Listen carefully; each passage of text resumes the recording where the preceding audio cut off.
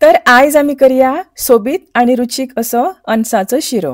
हो शिरो करपाक न्ही अनस बरे सारखे पिकलेले आसूंक जाय। बरे तासून घेवन अनसाच्यो जाता तितल्यो बारीक फोडी करून 1.5 वाटी अनसाच्यो फोडी, अर्दी वाटी उदक, पाऊण वाटी साखरेंतली अर्दी साखर हांव आतां वापरता, चिमटीभर मीठ घालून अनसाच्यो फोडी बरे शिजोवन घेवंक जाय। फोडी बरे शिजले म्हणटकीर मातशे मॅश करून घेता, हातूनच केसर घालून आणि 1-2 मिनटां शिजयल्यार केसराचो रंग आणि फ्लेवर बरो येता।